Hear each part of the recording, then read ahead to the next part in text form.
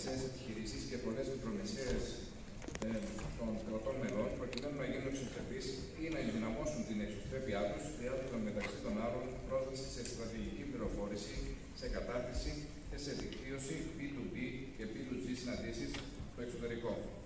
Επίσης, χρειάζονται μείωση των γραφειοκρατικών διαδικασιών και εξυγχρονισμό των εργαλείων προώθησης και χρηματοδότησης των εξαγωγών. Επίσης, υποστήριξη για την επίλυση των καθημερινών διαδικαστικών προβλημάτων, όπως παράδειγμα η έκδοση βίζα. Για αυτές οι υπηρεσίες ενίοτε προσφέρονται δωρεάν από δημόσιους οργανισμούς ή παρέχονται από συμβουλευτικές επιχειρήσεις με ακριβό αντίτιμο. Πώς θα μπορούσε η Ευρωπαϊκή Ένωση να συμβάλλει ώστε να βοηθήσει τις ενδιαφερόμενες μικρές και πολύ μικρές επιχειρήσεις να έχουν δυναμισμό, να συμμετάσχουν εις όλες μας τις αλυσίδες αξίας και να ωφεληθούν από τις εξαγωγές? Ευχαριστώ.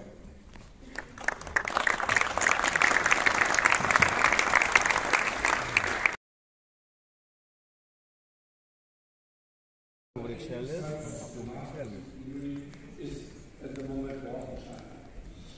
And in our trade agreements with Chile, we have now a system, a double pricing system, which is allowing the refinery in Chile, which gives added value to Chile and gives us another supplier for processed lithium. And I guess this is really a win-win situation for us. And secondly, ladies and gentlemen, of course, as we discussed it before, we need green hydrogen. And it's totally clear that we will not be able to produce green hydrogen in enough volume here inside the Union. There's the estimation by the Commission that in 2030, half of the demand will be produced inside the Union and half will be import. And then looking into Chile, in the north of Chile, we have deserts with a proper opportunity for solar panel, and in the south of Chile, near Cape Horn, there is a strong wind blowing all the day. By the way, full-time use of wind power installation is possible for about 240 days a year. In Europe, it's only 70 days. So they are able to produce in a competitive way green hydrogen. And because of our trade agreement, we are also able to import green hydrogen to the European Union, and Chile is able to modernize their energy infrastructure as well. So also here, a win-win situation for both. And this model of bilateral trade agreements is so important to stabilize our economic situation, because the European Union is the most open and most reliable body, entity of the world regarding trade. Much more than China and much more than the United States. And therefore, for our competitiveness and our development, it is so important to have a stable trade relation to hopefully most of the reliable countries worldwide. We are negotiating with Australia with the agriculture issue problem, the beef quota, the sheep quota. Of course, we could also discuss this with the agricultural sector in Europe, how many Australian steaks should be tariff-free coming to Europe. From Greece, and I run an SME trading company for 40 years in the field of marine electrical supplies. I'm also the president of the Paris Chamber of Commerce and Industry, the biggest commercial port in Southeastern Mediterranean. During 2023, the European Year of Skills, EU tried hard to pass to all countries the message to act on human capital and gave the signal to the enterprises to tackle labor and skill shortages on the basis of developing skills along the professional lives of employees and employers as well.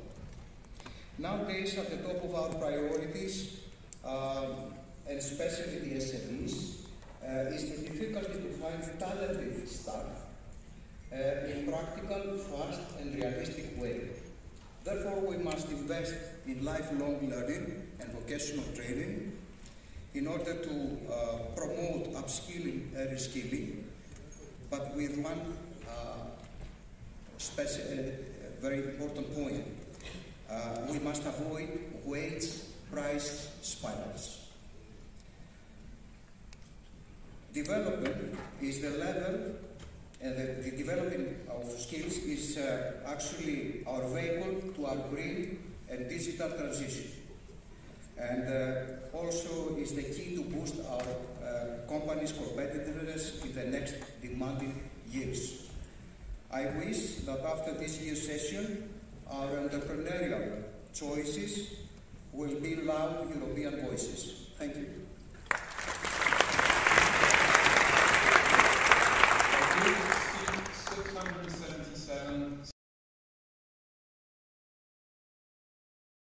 Η Ελλάδα βρίσκονται σαφώς σε δυσμενέστερη θέση. Ειδικότερα η χώρα μας είναι υπερχρεωμένη και μέσω 2024 καλείται να πετύχει πρωτογενές πλεόνασμα της τάξης του 2,1% και μάλιστα παρά την τεράστια επιβάρυνση που προκάλεσαν οι φυσικές καταστροφές του περασμένου καλοκαιριού. Οι μικρομεσαίες επιχειρήσεις βρίσκονται σε μια ιδιαίτερα δεινή θέση.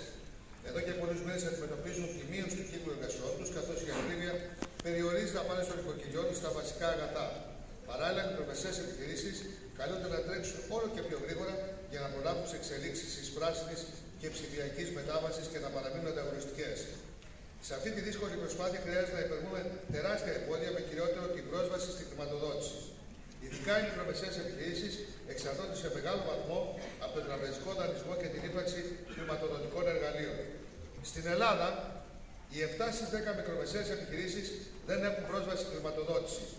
Οι μικρές και πολύ μικρές επιχειρήσεις, στη συντριπτική πλειοψηφία τους, εκφράζουν υψηλό φόβο απόρριψης αίτησής τους για χορήγηση τραπεζικού δανείου, πολύ περισσότερο σε σύγκριση με τις υπόλοιπες ευρωπαϊκές επιχειρήσεις. Ακόμα και στις περιπτώσεις των λίγων μικρομεσαίων επιχειρήσεων που έχουν πρόσβαση στη χρηματοδότηση, τα επιτόκια δανεισμού είναι ιδιαίτερα υψηλά στην Ελλάδα, τόσο σε σχέση με τα επιτόκια δανεισμού των μεγάλων επιχειρήσεων, όσο και σε σύγκριση με τις άλλες χώρες της Ευρωζώνης. Ουσιαστικά και κλείνω, η πολιτική των τραπεζών εστιάζει στη χρηματοδότηση επιχειρήσεων που πληρούν αυστηρά τραπεζικά κριτήρια ή μπορούν να παρέχουν υψηλές εξασφαλίσεις. Ευχαριστώ πολύ.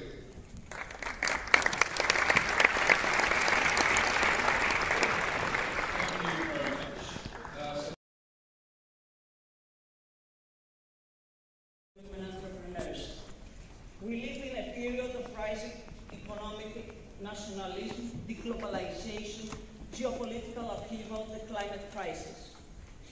These conditions, which are here to stay, must be taken into full account, and EU trade agreements must be reoriented exclusively towards the creation of new business opportunities, especially for small and medium-sized enterprises, as these do not have the bandwidth of giant corporations and cannot act independently on their own. Special emphasis should be given to regional agreements with candidate countries, because this will also help the harmonization on the political field as well, and better enable the EU to meet the goal of expanding and deepening at the same time. Thank you very much.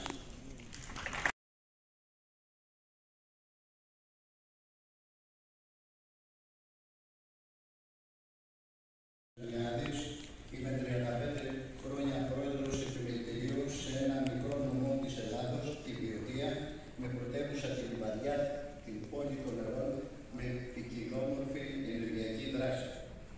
Η πρόσφατη άνοδος των τιμών της ενέργειας και η αβεβαιότητα του εφοδιασμού έχουν αναγκάσει τις μικρομεσαίες επιχειρήσεις να πιέζουν για να βρεθούν λύσεις για τον μετριασμό της ενεργειακής κρίσης. Θέλουμε μια καλά σχεδιασμένη περιβαλλοντολογική και κλιματική νομοθεσία που τα ωφέλη με την αύξηση της ανταγωνιστικότητας να προωθούν και την καινοτομία. Οι μικρομεσαίες χρειάζονται ένα ρυθμιστικό περιβάλλον που να προωθεί αρμονικά τόσο την περιβαλλοντολογική διαχείριση όσο και την οικονομική ανάπτυξη, πράγμα το οποίο ειδικά οι μικρομεσαίες επιχειρήσεις το ζητούν. Επίσης, να γίνουν προσπάθειες για μείωση της εξάρτησης της Ευρωπαϊκής Ένωσης από εισαγωγές ενέργειας από τρίτες χώρες, βασικό για τη διαμόρφωση των τιμών. Τέλος,